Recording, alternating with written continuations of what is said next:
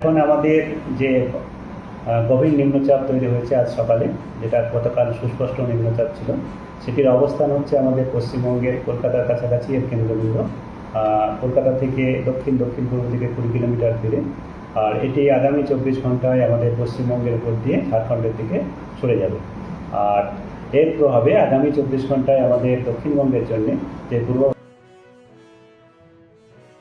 হবে, তার সঙ্গে সঙ্গে ভারী থেকে অতি ভারী বৃষ্টিপাত এবং অত্যন্ত ভারী বৃষ্টিপাতও এক দু জায়গায় হতে পারে। মূলত আমাদের অত্যন্ত ভারী বৃষ্টিপাতের পূর্বাভাস যেটা দেওয়া হয়েছে সেটা হচ্ছে পশ্চিম মেদিনীপুর এবং ঝাড়গ্রাম জেলাতে। আর ভারী থেকে অতি ভারী বৃষ্টিপাত হওয়ার সম্ভাবনা থাকছে পূর্ব মেদিনীপুর, বাঁকুড়া, পুরুলিয়া এবং দক্ষিণ চব্বিশ পরগনা জেলায়। তাছাড়া ভারী বৃষ্টিপাত হওয়ার সম্ভাবনা রয়েছে উত্তর চব্বিশ পরগনা, কলকাতা, হুগলি, হাওড়া এবং পূর্ব পশ্চিম বর্ধমান। 24 ঘন্টা পরে বৃষ্টিপাত কিছুটা তীব্রতা কমবে আমাদের দক্ষিণবঙ্গের জন্য। তবে পশ্চিমের জেলাগুলোতে ভারী থেকে অতি ভারী বৃষ্টিপাত ঝাড়গ্রাম জেলাতে এক দু জায়গায় হতে পারে। আর ভারী বৃষ্টিপাত পশ্চিম বর্ধমান, পূর্ব পশ্চিম মেদিনীপুর, দক্ষিণ চব্বিশ পরগনা, বাঁকুড়া, পুরুলিয়া জেলাতে এক দু জায়গায় করে হতে পারে। তারপরে আরও বৃষ্টিপাত দক্ষিণবঙ্গে কমে যাবে বা আমাদের যে গভীর নিম্নচাপ তার প্রভাব তেমন আমাদের এখানে থাকবে না। তবে মৌসুমি অক্ষরেখা এবং মৌসুমি বায়ুর প্রভাবের জন্যে আমাদের তৃতীয় দিনে, মানে 15 থেকে 16 যেটা দিন, সেটা হচ্ছে দক্ষিণ চব্বিশ পরগনা এবং পূর্ব মেদিনীপুর জেলায় এক দু জায়গায় ভারী বৃষ্টিপাত হতে পারে।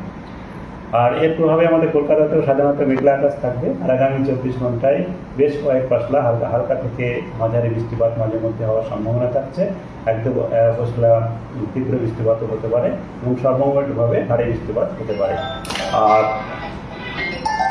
উত্তরবঙ্গের জন্য যে পূর্বাভাস দেওয়া হয়েছে বা দক্ষিণবঙ্গে, তার আগে আরেকটা যেটা পূর্বাভাস সেটা হচ্ছে আমাদের সতর্কতা রয়েছে আমাদের মৎস্যজীবীদের জন্যে।